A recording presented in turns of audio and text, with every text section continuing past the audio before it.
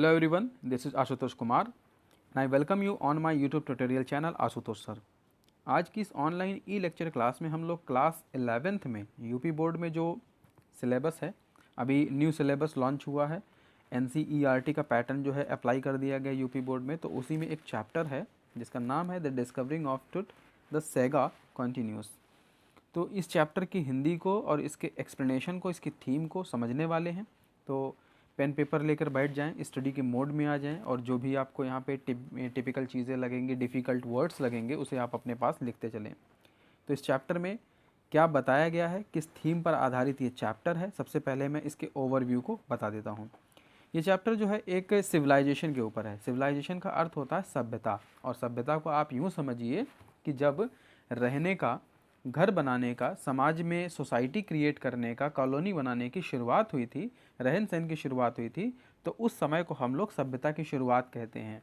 खाने पीने का तरीका का शुरुआत होना, रहन सहन का शुरुआत होना, घर बनाने के तरीके का शुरुआत होना, परिवार जैसी एक संस्था बनाने की शुरुआत होना, इन सबको हम सिविलाइजेशन कहते हैं। तो विश्व में बहुत सी सिविलाइजेशंस हैं, बहुत सी सभ्यताएँ हैं जिनके विषय में हम लोगों ने पढ़ा है।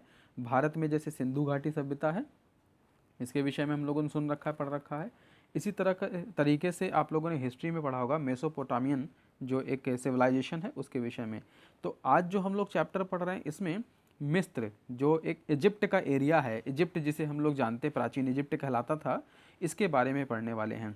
तो डिस्कवरिंग टूट जो कह रखा है, टूट एक राजा का नाम है और यहाँ पर ये बहुत ही फेमस, मिस्र के सबसे फेमस राजा रहे हैं, तो उन्हीं के विषय में ये कहानी है। और चैप्टर का नाम जैसे कि यहाँ दिया हुआ है द सेगा कॉन्टीन्यूअस। तो सेगा का मतलब होता है इनकी जो गाथा थी, इनका जो परंपरा का, वंश का, एक संस्कार का, कुल का जो गीत था, वो लगातार आज भी चल रहा है। तो डिस्कवरिंग टूट मतलब इनकी खोज, और इनके जितने भी गाथाएं थी, इनकी अमर गाथा, वो आज तक सुनने में आती हैं, आज तक समझने में, सुनने में आती हैं। एक आपको कोइंसिडेंट बताऊँ इसी से रिलेटेड कि अभी 2 दिन पहले, ठीक आज की डेट की बात करें, अगर आप आज की डेट है 31 अगस्त 2020, तो 2 दिन पहले अभी इसके विषय में, टूट के विषय में एक डिस्कवरी हुई भी है, जो खबर अभी कुछ ही दिन पहले साउथ अफ्रीका के एक न्यूज़ चैनल पे पब्लिश भी हुई है। अगर आप लोग इसके बारे में डिटेल से जानना चाहते हैं तो आप वहाँ उस न्यूज़ को देख सकते हैं। इसके अलावा मैं चैप्टर शुरू कर रहा हूँ, तो इस चैप्टर में भी एक इंसिडेंट के बारे में, उसके चीज़ के बारे में आप जान पाएंगे कि कौन थे, ये क्या थे। तो चलिए अब शुरू करते हैं कि मेसोपोटामियन सभ्यता के बाद जो हम ये सभ्यता आज पढ़ने वाले हैं, इजिप्ट की सभ्यता, इसमें क्या चीज़ें हैं, क्या बताने की कोशिश की गई है। स्टोरी स्टार्ट होती है ट्यूटर। अब नाम यहाँ ध्यान देखिएगा, जिसका टुट कहा जा रहा है स्टार्टिंग में, उसका पूरा नाम यहाँ दिया हुआ, उन राजा का पूरा नाम, और दिया है ट्यूटर तुर्क-खातुन, ये इनका पूरा नाम था। तुता खातुन ये इनका पूरा नाम था, और ये साउथ अफ्रीकन है, जैसे कि मैंने भी बताया। जो इजिप्ट की बात कर रहे थे, इजिप्ट की हिस्ट्री भी मैं थोड़ी सी आपको बता देता हूँ। इजिप्ट जो है ये साउथ अफ्रीका का एक देश है, और जो ये उत्तरी साउथ अफ्रीका में पड़ता है, तो कुछ हिस्सा इसका आप यूँ कह सकते हैं कि एशिया को भी टच करता है, लेकिन ये साउथ अफ्रीका महाद्वीप का हिस्सा है, उस कॉन्टिनेंट का हिस्सा है। तो वहाँ के जो राजा थे, आज की डेट में Tut was a teenage heir of the royal throne of Egypt. यह वहाँ के सबसे कम उम्र के, टीनेज का मतलब जो बचपने का उम्र होता है, जो टीन एक उम्र होती है 15 से 16 साल की उम्र, या 9 साल के 10 साल की उम्र, उस उम्र में ही ये वहाँ के उत्तराधिकारी बन गए थे। ये का मतलब होता है उत्तराधिकारी। To the royal throne of the Egypt, Egypt के शाही सिंहासन के, थ्रोन का मतलब होता है सिंहासन, और रॉयल का मतलब होता है शाही। तो शाही सिंहासन के इजिप्ट के यह एक उस जगह पर उत्तराधिकारी बन गए थे, जिनका नाम यहाँ पे दिया हुआ, और इन्हीं का चैप्टर है जिन्हें हम टुट के नाम से जान रहे हैं। द फैमिली, इनका जो परिवार था, had ruled Egypt for the centuries. इनके परिवार ने इजिप्ट पर सदियों तक जो है राज किया। सदियों तक राज किया मतलब इनकी कई सदी तक, इनकी कई पीढ़ियाँ, इनके राजा, पिता, इनके पोते और इनके आने वाली पीढ़ियों ने वहाँ पर एक राजा की भांति, एक शाही परिवार की भांति वहाँ पर जो है काफ़ी समय तक जो है राज किया था उस जगह पर। तो उसी के बारे में कहानी कह रही है आगे। फिर आगे बताते हैं कहानी में कि बट लेकिन टुट डाइड यंग। जो टुट यानी जिनकी कहानी हम लोग पढ़ रहे हैं, यह जवानी यानी युवा अवस्था में इनकी मृत्यु हो गई, इनकी मृत्यु हो गई थी। He was the last of the family line, वह अपने परिवार के अंतिम जो है उत्तराधिकारी थे, अंतिम उम्मीद थे, और ये अंतिम उम्मीद भी ख़त्म हो चुकी थी, यानी इसके बाद में ये शाही परिवार का जो है अंत हो गया था। तो ये अंतिम एक पड़ाव था, या अंतिम व्यक्ति थे जो उस परिवार के आखिरी एक चिराग थे जिसे कह सकते हैं। तो उनकी मृत्यु के बाद ये शाही परिवार भी ख़त्म हो गया। फिर आगे बताया हिज फर्नेल, उनका जो दफन था, दाह संस्कार जो हुआ था उनका, फर्नेल का मतलब होता है दाह संस्कार होना, लेकिन यहाँ पर दफनाने के तरीके को भी दाह संस्कार कहते हैं और किसी की अंत्येष्टि को भी दाह संस्कार कहते हैं, तो ये वहाँ बताया गया है।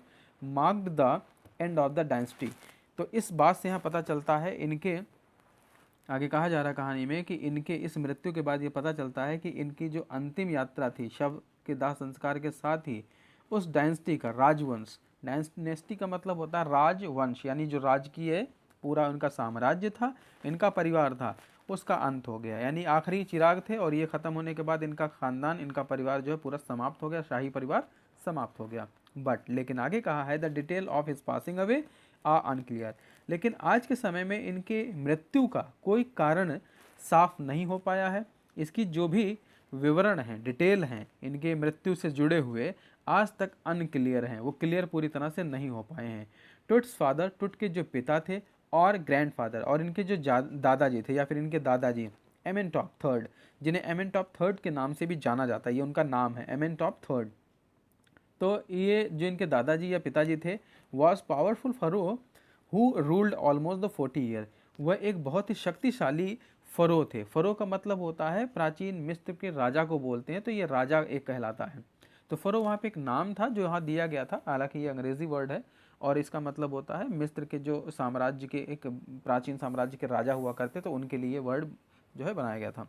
तो वो राजा जो थे उन्होंने 40 साल तक वहाँ पर मिस्र पे राज किया।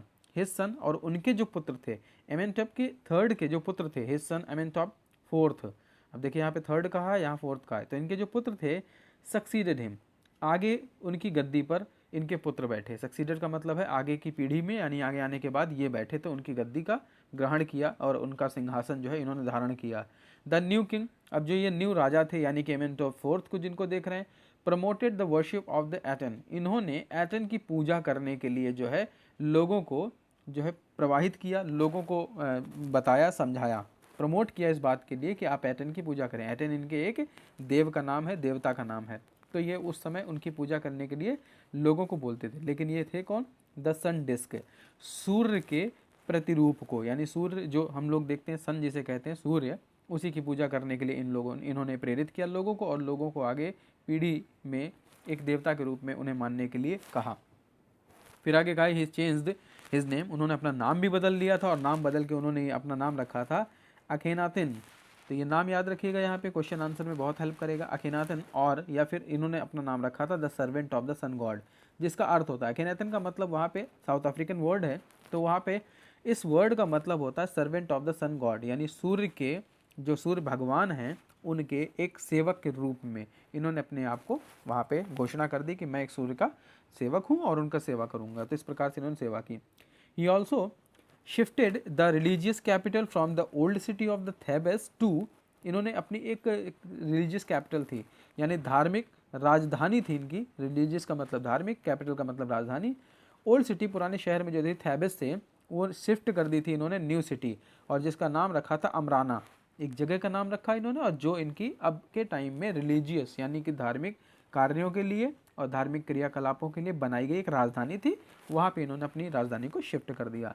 फिर आगे कहा he also shocked the country further by attacking Amun, लेकिन अमीन एक जगह जो थी, यानी कि जिस जगह को इन्होंने शिफ्ट किया था दूसरी जगह पे, उसी जगह पे दोबारा पूरे देश को चकित कर दिया वहाँ पर हमला करके, यानी हमला किया वहाँ पे अ मेजर गॉड, वहाँ पर जो मुख्य भगवान मौजूद थे, breaking down his images and closing the temples, वहाँ पर जो मंदिर उनके बने हुए थे और वहाँ पे जो भी उनकी मूर्तियाँ लगी थी, जो भी फोटोज़ लगे थे, उन सबको तोड़कर खराब कर दिया और गिरा दिया, और उसके बाद वहाँ के मंदिरों को पूरी तरह से बंद कर दिया।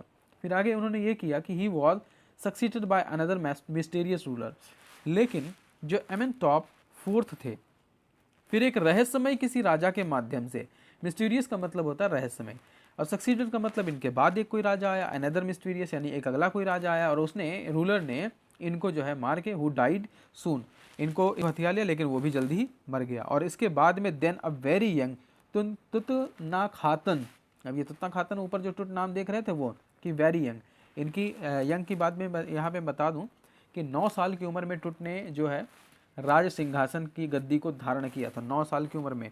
तो ये 9 साल एक सबसे कम उम्र होती है किसी राजा की गद्दी पे बैठने के लिए। हम लोग अगर भारत की बात करें तो भारत में अकबर का नाम हमने सुना हुआ है मुगल काल के दौरान। तो अकबर ने राज्य गद्दी जो है 13 साल की उम्र में धारण की थी, लेकिन यहाँ पर जो तुतकारण की नाम खानतन का नाम दिया जा रहा है, इन्होंने 9 साल की उम्र में गद्दी धारण की थी। तो ये सबसे कम उम्र के कहे जा सकते हैं। सेट ऑन द थ्रॉन, जो सिंहासन पर बैठे, थ्रॉन का मतलब सिंहासन, ऊपर मैंने बताया भी इसका मीनिंग। फिर आगे, he is widely known today as Tut, लेकिन आज उन्हें एक व्यापक रूप में जाना जाता है टुट के नाम से। यानी वाइडली मतलब व्यापक रूप से, ज़्यादातर लोग इनका नाम टुट के नाम से ही जानते हैं। और इनका आप गूगल सर्च करोगे, आप इंटरनेट पे सर्च करोगे, टुट के बारे में काफ़ी जानकारी आपको मिल जाएगी। अभी 2 दिन पहले जो मैंने न्यूज़ बताया, 2 दिन पहले ही आई है, तो आप वो जानकारी ले सकते हो कि क्या न्यूज़ आई है इसके विषय में। अभी तो न्यूज़ में पूरी डिटेल में नहीं बता सकता हूँ इस वीडियो में, लेकिन आप वहाँ से अगर एक्स्ट्रा नॉलेज चाहते हैं इस चैप्टर से या इसके रिलेटेड में, तो आपको वहाँ से मिल जाएगी। तो आगे बताते हैं, ही रिस्टोर्ड द ओल्ड वेज, जब टुट राजा वापस बने तो इन्होंने पुराने प्रथाओं को वापस लाने का प्रयास किया। रिस्टोर्ड द ओल्ड वेज, पुराने प्रथाओं को, पुरानी चीज़ों को वापस लाने का प्रयास किया। जो पिछले राजाओं ने जिसे ख़त्म कर दिया था, जिसे तोड़कर, गिराकर या किसी तरह से उसको नुकसान पहुंचाने की कोशिश की थी, उन सब चीज़ को फिर से लागू करने की कोशिश की थी टुट ने। द वर्शिप ऑफ गॉड अमिन, अमिन जो देवता थे इनके, उनकी दोबारा से पूजा पाठ करना शुरू कर दिया इन्होंने। He also change his name the Tutankhamun, अब इन्होंने भी अपना नाम चेंज किया और अपना नाम चेंज करके इन्होंने रखा तुतान खानमुन, ये नाम इन्होंने रखा। और he ruled for about 9 years and then died unexpectedly, और फिर इन्होंने लगभग 9 साल तक आगे राज किया, राजगद्दी पे बैठे, लेकिन फिर इसके बाद दुर्भाग्यपूर्ण इनकी भी मृत्यु हो गई। अब जब इनकी मृत्यु हुई तो कुछ चीज़ें देखिए चेंज होंगी। अब यहाँ से बहुत अच्छे से समझने की कोशिश करें, कई आपको बड़ी इंटरेस्टिंग चीज़ें जानने को मिलने वाली हैं। जैसे Egypt is full of mummies, mummies के बारे में आप लोगों ने सुना होगा। ममीज़ जो पिरामिड टाइप का होता है, ऐसे त्रिकोण टाइप का बना होता है, खूब ऊंची ऊंची बिल्डिंगें हैं, मीनारे टाइप की हैं। और ये मिस्र में, इजिप्ट में आप बहुत बनी हुई देखते हो। इजिप्ट मैंने अभी बताया साउथ अफ्रीका का हिस्सा है, जो पूर्वी उत्तरी साउथ अफ्रीका में पड़ता है, और ये वहाँ पर ममीज़ से भरा पड़ा, यानी वहाँ पे ममीज़ आपको बहुत ज़्यादा मिलने वाली हैं। ममीज़ होता क्या है? ममीज़ एक कॉफिन में, ताबूत में किसी भी व्यक्ति की जो मृत्यु हो जाती है जब, तो उसको किसी लिक्विड के माध्यम से उनकी बॉडी को प्रिजर्व किया जाता है, संरक्षित करके उसको काफ़ी समय के लिए ब्रोजन करके रखा जाता है। ब्रोजन में या किसी और तरीके से उसको क्लॉटिंग करके उसको जमा कर रखा जाता है, ताकि काफ़ी समय तक उसे सहेज कर रखा जा सके। और उसे ऐसे लेप लगाया जाता है जिससे उसकी बॉडी ख़राब ना हो। अब ख़राब का मतलब ये नहीं है कि वो बॉडी वैसी की वैसी बनी रहेगी। ख़राब से मतलब ये है ना तो वो सड़ेगी और ना ही उसमें बदबू आएगी, इस टाइप से कुछ करना। तो उसको ताबूत में फिक्स करके बनाकर जब ऐसा डिज़ाइन किया जाता है तो उसको ममीज़ बोलते हैं। अब यहाँ पे वो पूरी तरह से भरा हुआ है। मिस्र की बात करें, ऑलमोस्ट 600, लगभग 600 ममीज़ वहाँ आपको मिलेंगी, यानी 600 लोगों की जो मूर्तियाँ हैं कब्र में, ताबूत में फिक्स करके उसके चारों तरफ कहीं जगह पर गोल्ड यानी सोना पिघलाकर, गलाकर चारों तरफ से फिक्स कर दिया गया, कहीं पर कांसा पिघलाकर, कहीं पर तांबा पिघलाकर, इसी तरीके से कुछ ना कुछ चीज़ें प्रयोग करके उसे बनाया गया है। दीज आर, आगे बताया है कि जितनी भी यहाँ पे ममीज़ हैं, embalmed bodies of the Egyptian king, Egypt के जितने भी किंग थे, इजिप्टियन किंग यानी इजिप्ट के जितने भी राजा थे, उनके शरीर को एम्बाल्म्ड किया गया है। एम्बाल्म्ड का मतलब होता है शव संलेपन, किसी भी बॉडी पर कोई भी लेप आयुर्वेदिक चीज़ें लगाकर उसको पूरा से कलर करके या उसको पूरा से किसी केमिकल के थ्रू प्रिजर्व करने का प्रयास को जो हम लोग देखते हैं, वो एम्बाल्म्ड कहलाता है। तो बॉडी को इस तरीके से वहाँ पर राजाओं को रखा गया है, और कॉल्ड फरोह, और उन्हीं को फरोह कहा जाता है। फरोह बताया था मैंने, राजवंशी एक परिवार के राजा को कहते हैं। तो जब उनकी मूर्ति बना दी जाती है तो उनको फरोह बोलते हैं, यानी राजा की मूर्ति को प्रिजर्व करने के या राजा की बॉडी को प्रिजर्व करने के तरीके को फरोह बोलते हैं।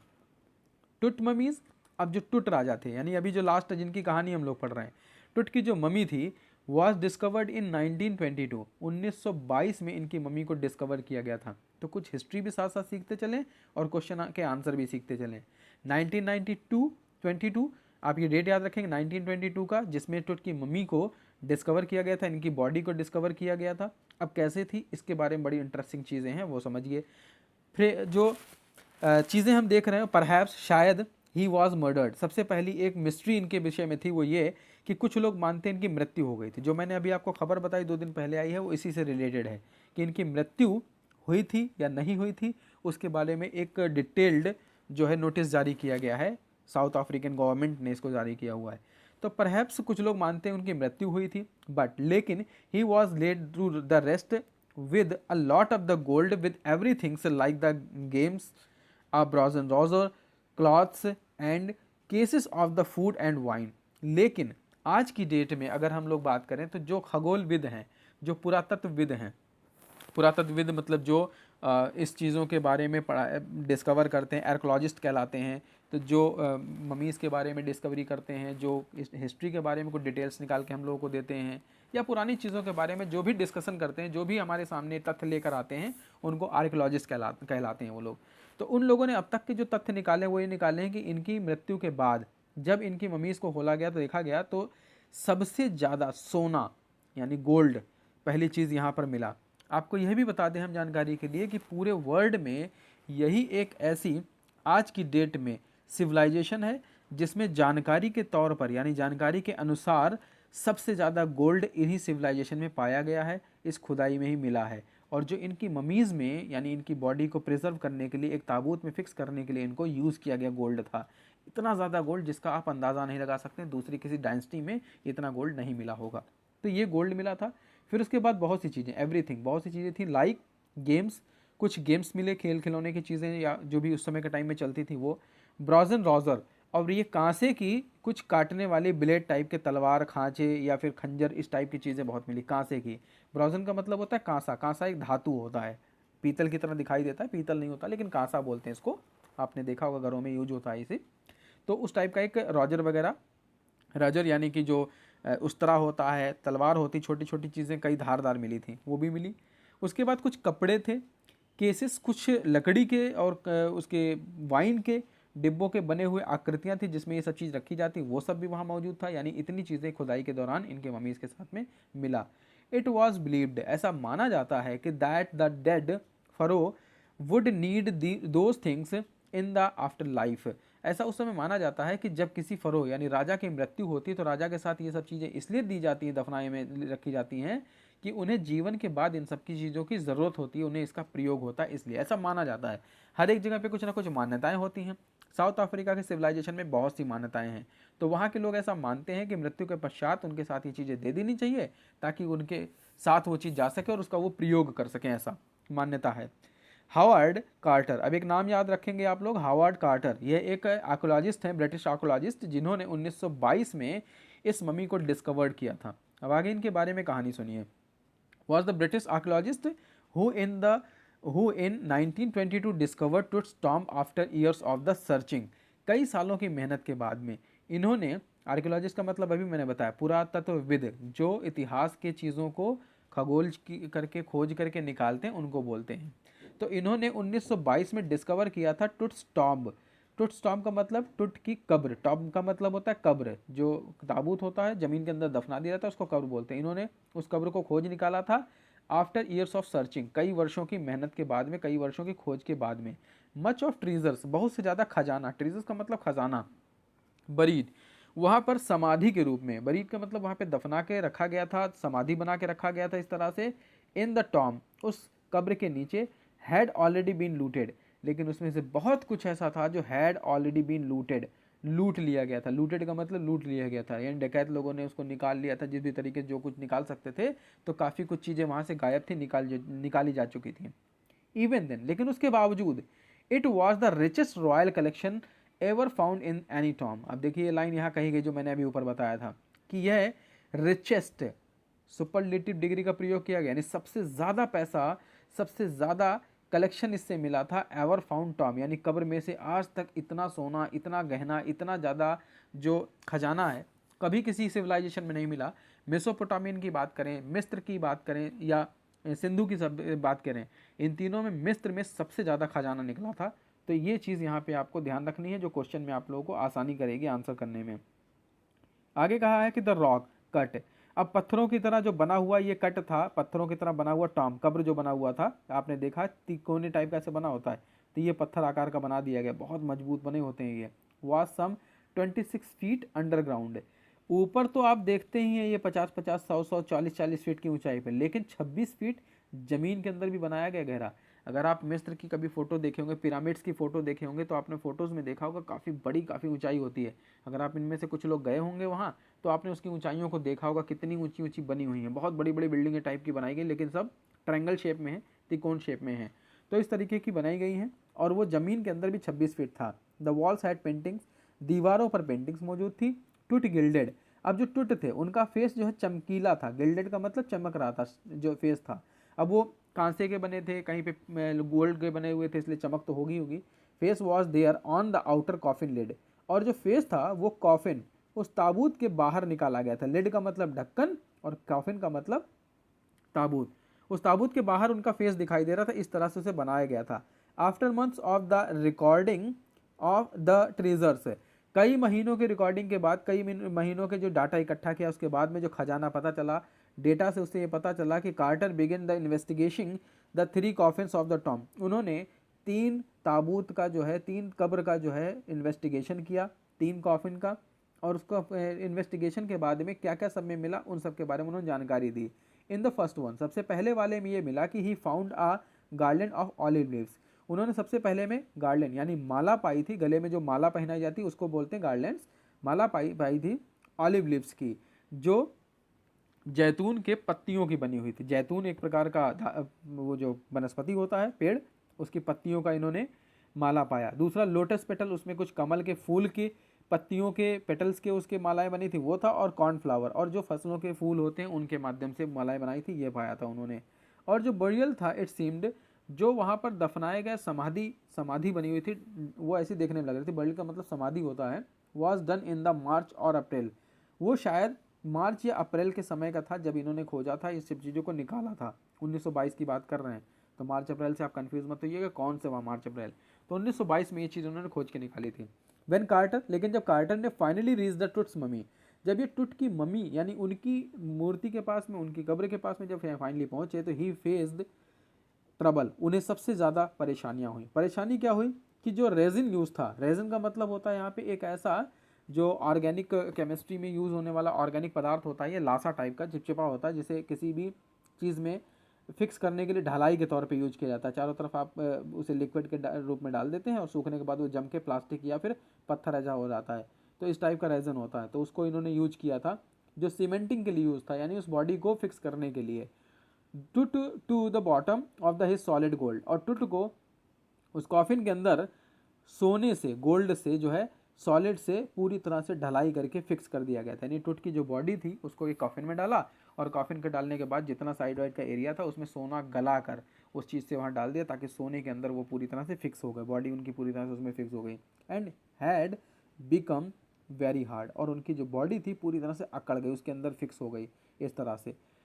इट वॉज इम्पॉसिबल, उस समय ये असंभव जैसा हो गया था, to free the body from the resins, उस लासा से बॉडी को बाहर निकालना, उस लिक्विड से बाहर निकालना बड़ा असंभव सा होता जा रहा, क्योंकि वो सूख कर एक पत्थर बन चुका था।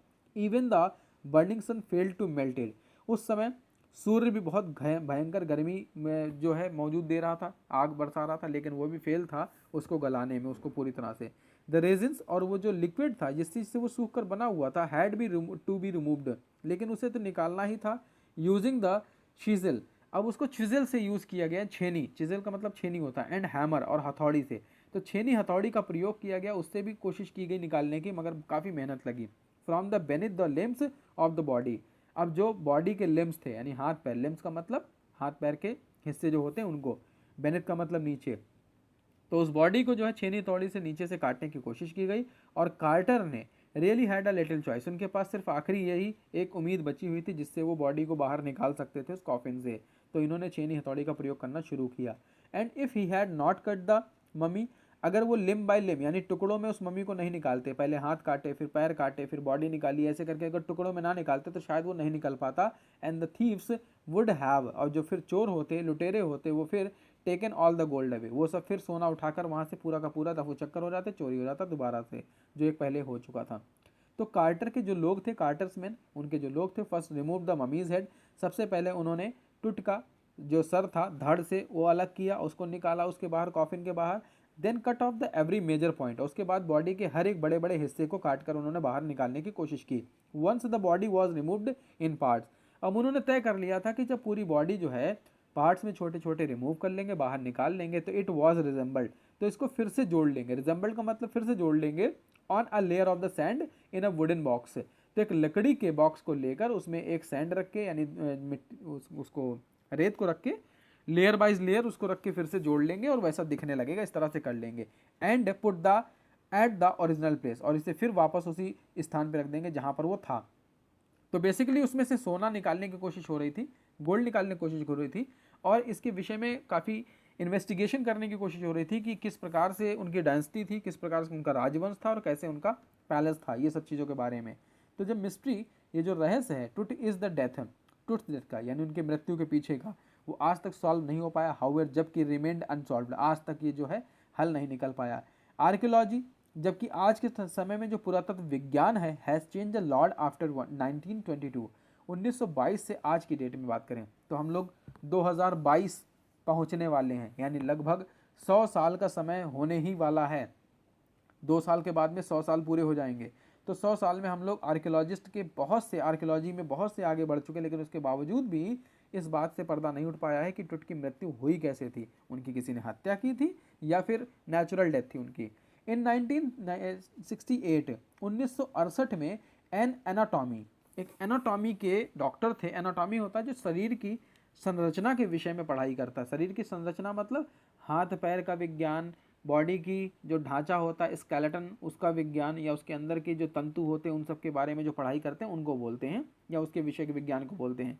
तो इनके जो प्रोफेसर थे ज़ायाड, इन्होंने मम्मी को पूरी तरह से स्टडी किया and revealed a new fact, और इन्होंने एक नया तथ्य सामने लोगों के रखा। वो तथ्य ये था कि ही सैड, उन्होंने कहा कि दैट द ब्रेस्ट बोन, जो सीने की हड्डियां हैं, एंड द फ्रंट रिब्स, और उसके अंदर जो रिब्स पसलियां मौजूद हैं फ्रंट की, of the Tut's body were missing, वो सारी की सारी मिसिंग थी।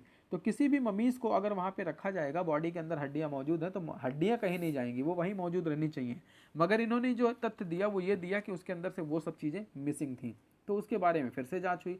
गहन जांच के बाद आज की डेट में कई जगह पर इसको किया गया कि सिटी स्कैन किया गया। सिटी स्कैन कंप्यूटेड टोमोग्राफी होता है, जिससे बॉडी के बारे में पता लगाया जाता है कि अंदर कौन सी चीज़ें मौजूद हैं, कौन सी चीज़ें नहीं मौजूद हैं। बेसिकली हड्डियों और सॉलिड चीज़ों के बारे में स्कैन करता है, उन सब चीज़ों के बारे में बताता है। तो उस माध्यम से पता लगाने की कोशिश की गई। And takes the 100 of the x-rays, लगभग 100 से ज़्यादा एक्सरे किए गए। And creates a 3 dimensional image, और इसका 3 विमीय मतलब एक डिज़ाइन तैयार किया गया, 3D डिज़ाइन जिसे हम बोलते हैं, 3D डिज़ाइन इमेज तैयार की गई बॉडी की, जिससे पता लगाने की कोशिश की गई कि क्या वास्तव में इनके साथ हुआ था। इट वॉज ऑन 5 जनवरी 2005, 5 जनवरी 2005 की बात है कि that the world's most famous mummy of the Tut was put into the CT scanner.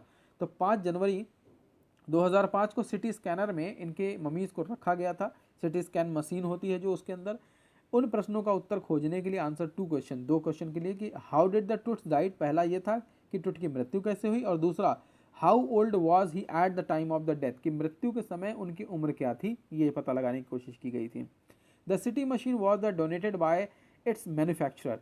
City machine जो थी, सिटी स्कैन करने वाली मशीन, वो उन लोगों को, सिटी स्कैन मशीन बनाने वाले मैन्युफैक्चरर यानी उसके निर्माता जो थे साइमन, उनके द्वारा गिफ्ट की गई थी ताकि वो जांच में आसानी हो सके और राजा के विषय में पता लगाया जा सके उनकी मृत्यु कैसे हुई थी। तो टुट had died some 3300 years ago.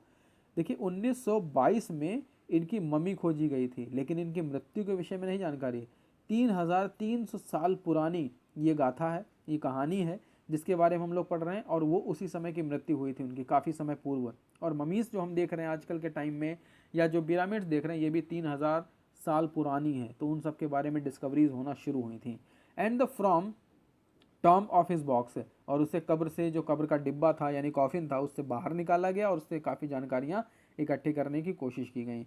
They put it on the trailer, उन्होंने एक ट्रॉली पे रखा, ट्रेलर पे, जिससे सिटी स्कैन मशीन के अंदर बॉडी जाती है उसे। And that held the scanner, और उसके बाद बॉडी को स्कैन किया। प्रोसेस में पूरा दिन लगा। The process took less than the 3 hours, लगभग 3 घंटे लग गए थे। And pharaoh was carried back in the tomb again, और उसके बाद सारी जांच होने के बाद में जो फरोह थे यानी राजा थे, मूर्तियां थी उनकी, वापस उसी जगह टॉम में, कब्र में ले जाकर रख दिया गया, दफना दिया गया। एंड सिटी स्कैन डिस्पेल्ड, और सिटी स्कैन के माध्यम से ये जानकारी मिली। डिस्पेल्ड का मतलब कई जानकारियाँ सामने आई। ऑल डाउट्स, कुछ संदेह बाहर निकल कर आए कि nothing had gone seriously wrong, कुछ ज़्यादा गंभीरतापूर्वक कोई काम नहीं हुआ था, यानी गंभीर कोई चीज़ ऐसी नहीं हुई थी जिससे कोई डरने या किसी इतिहास को बदलने वाली बात हो। बाकी जितना हुआ था नॉर्मल ही था। टुट was the resting in peace, truth जो है आज की डेट में शांतिपूर्वक उनकी आत्मा को शांति, मतलब यहाँ पे लोग एक तरीके से उन्होंने कहने की कोशिश की है कि उन्हें रेस्ट इन पीस मिले, यानी शांति मिले उनकी आत्मा को, इस प्रकार की बात उन्होंने बताई कि वो आज की डेट में उनकी मृत्यु हुई तो ऐसा कुछ गलत नहीं था कि जो ये बात कुरेदने वाली हो कि कैसे मृत्यु हुई, क्या हुई। और टॉम जो आज की डेट में हम लोग चीज़ें देख रहे हैं कि valley of the departed the king of the Egypt, आज की डेट में जो उनकी बॉडी है वहाँ पे और उनका जो इजिप्ट में पूरा साम्राज्य है, कब्रें हैं, वो उसी जगह पे वैसे ही मौजूद हैं, उसी जगह पर वैसे देखने को मिलती हैं। तो ये है पूरी कहानी और ये है इस बारे में स्टोरी जो हम लोग देख रहे थे, discovering truth the saga continues, कि उनके विषय में जो गाथाएं हैं वो आज भी हम लोग देख रहे हैं, आज भी हम लोग सुन रहे हैं, आज भी हम लोग काफ़ी इसके बारे में पढ़ रहे हैं। तो इसी की ये कहानी है। तो आई होप कि स्टोरी सबको समझ में आई होगी। सिविलाइजेशन के बारे में कहानी बताई गई, मिस्र की कहानी है, इजिप्ट के बारे में है, पिरामिड्स के बारे में है। आप इसे तो दोबारा से कहानी को फिर से देख लें, आपको बहुत अच्छे से प्रिपेयर हो जाएगी। इसके क्वेश्चन से के जो भी रिलेटेड इसके क्वेश्चन आएंगे उसका आंसर करने में आपको आसानी होगी। तो आज की ये क्लास अब यहीं पे वाइंड अप होती है। नेक्स्ट ई लर्निंग क्लास में, ई लर्निंग लेक्चर में हम फिर मिलेंगे। तब तक के लिए stay happy, stay safe and keep watching Ashutosh channel.